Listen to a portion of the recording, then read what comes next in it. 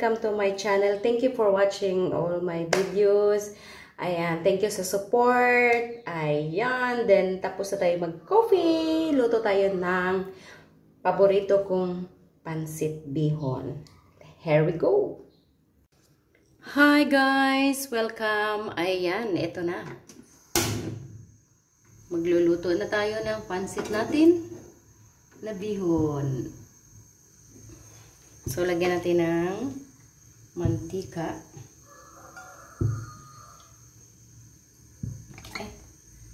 Parang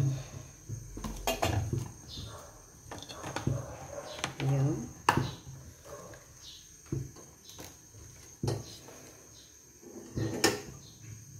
Yan, ilalagay natin ng ano para hindi siya mag-stick. Pero hindi naman sa kasi tipal ito. Ayan, as you can see guys, ang aking ilalagay ngayon ay ang chicken. Ayan, chicken lang siya.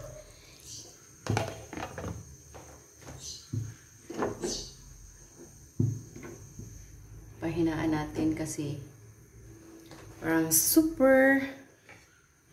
Okay, ngayon ilalagay ko yung bawang.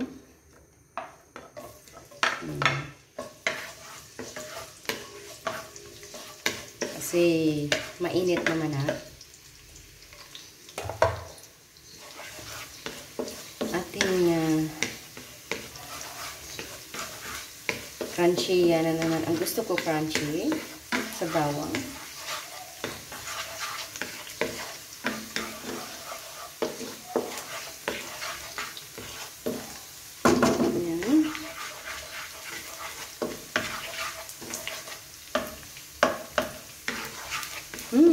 Sarap ang amoy. Okay. Onion, pero guys, mapula siya. Mayroon siyang pula kasi mahilig po ako sa sili. So, optional na lang ito guys. Kung hindi nyo hilig ang sili, huwag nyo ilagay. Sibuyas lang. Kasi mahilig talaga po ako sa sili. Kaya sa mga niluluto ko, laging may sili. Parang di ko lang ano. Parang ano lang, taga Bicol.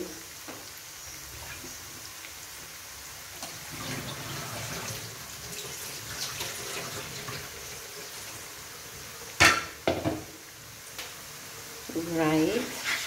Ayan. So, dyan ako nasasarapan sa sili. Parang feel ko, complete na yung ricado. Next, complete ricado. Diba? Parang wala na akong hahanapin pang soy sauce or sauce na kailangan. Right. So, ngayon naman, ilalagay natin ay ang ating manok na pang sahog para naman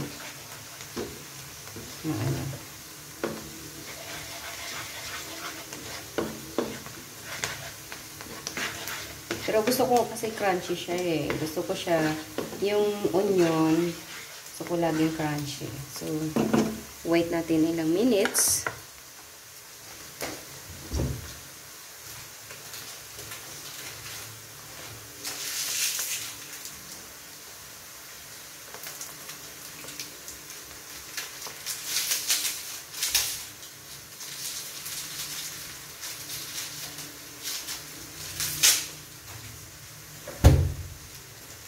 Okay.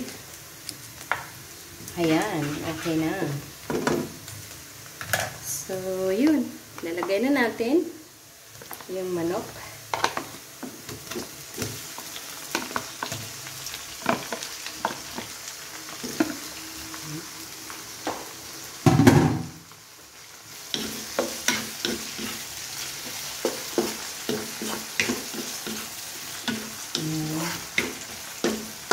Talagang then maglalagay ako ng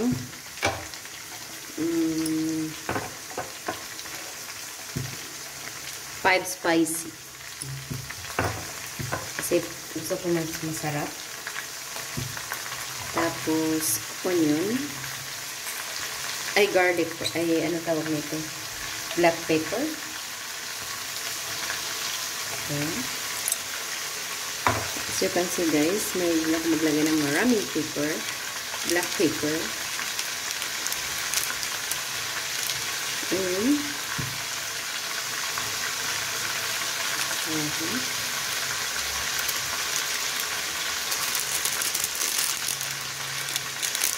dadagdag ko na sa lahat.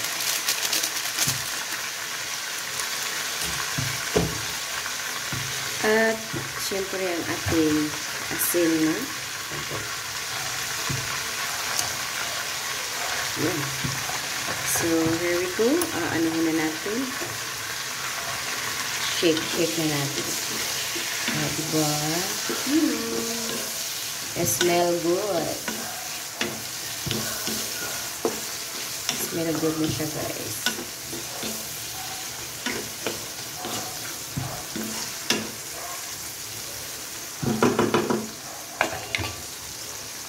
So, i-close muna natin ng ilang minutes para maluto yung manok. Ayan, so bubuksan natin ulit. Oh, diba? Yum! Very good now. So, tatanggalin ko muna siya. Ilalagay ko siya sa ayan, kasi ayokong madurog ang aking tawag nito gulay.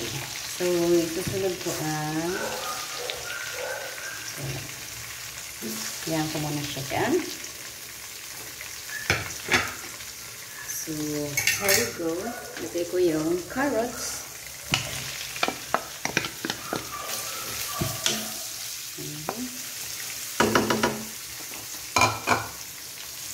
Isa ko ng konti ang carrots. Konti. Okay.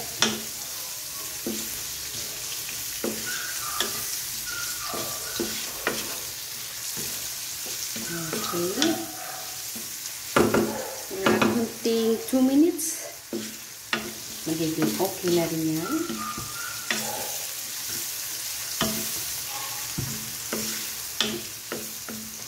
Gusto ko ng crunchy din siya. Okay, susunod ko yung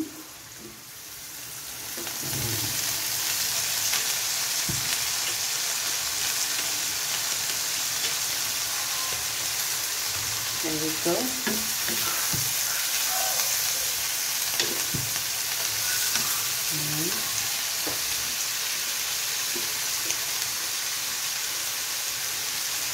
Okay.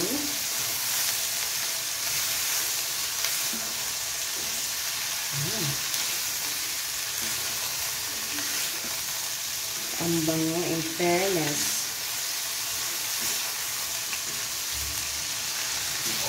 Okay.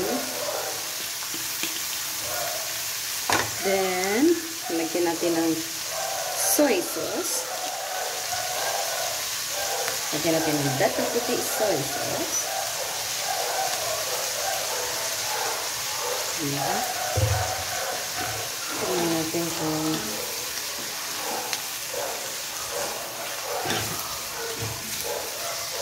ayan. At lagyan ko siya ng konting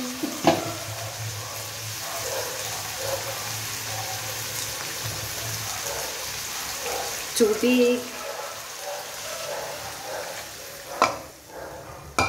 para maluto ang tahong. Okay. Then, lagyan ko siya ng cubes. Chicken cubes.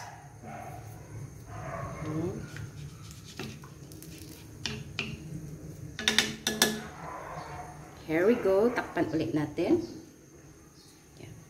Okay. So, bubuksan natin. Tapos na ang ano, kumulo na siya. So, ayaw din natin ng malambot kasi gusto lang natin is crunchy. Yan.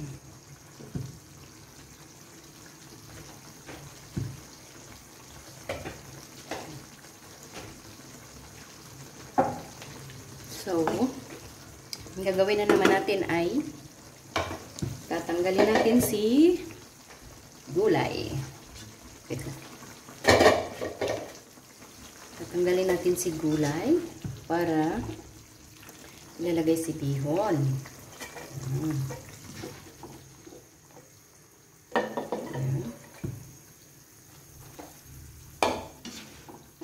Okay. Para hindi siya malata, tatanggalin natin. Diba? Ganyan. Basta't gustong kumain, kailangan matuto.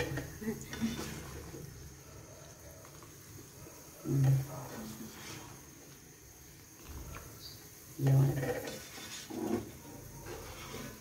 Pwede na. So, ilalagay naman natin ang bihon. Ayan. So, dahil ang bihon okay.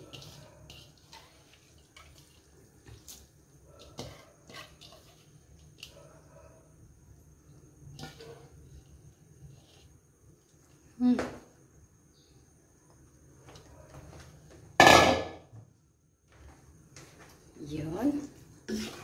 So, parang marami ang ating sabaw kahit konti lang nilagay ko. So, hayaan mo muna siyang maluto.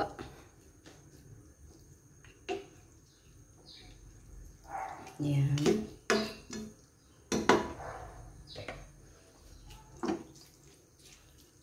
O, diba?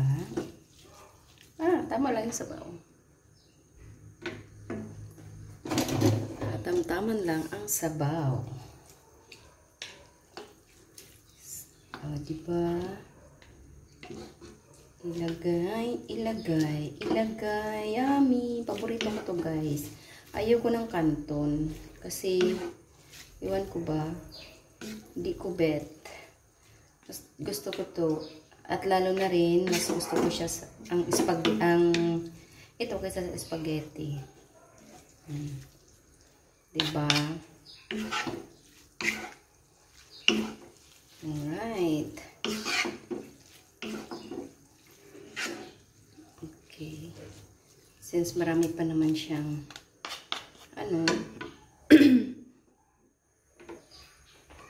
okay. Tutuin muna natin siya ng todo. Bongga-bongga.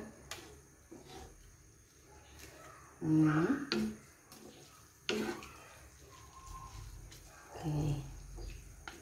And then, ilagay na natin ulit ang ating manok.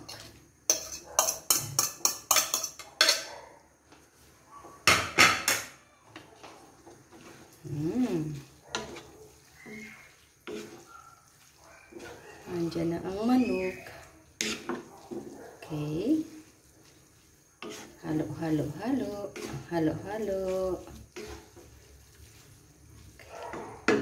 Susunod naman natin ang ating gulay. Diba?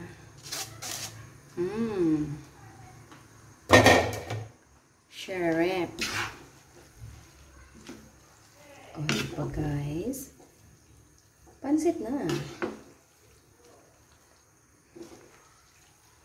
Nagtatakam na akong kumain. O, diba?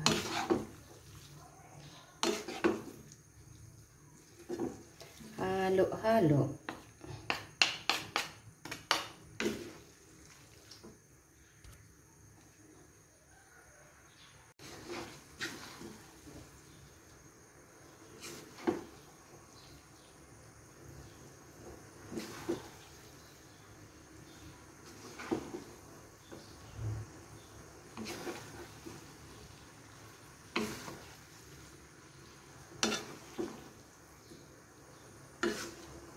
Here we go. Yan. Super yummy.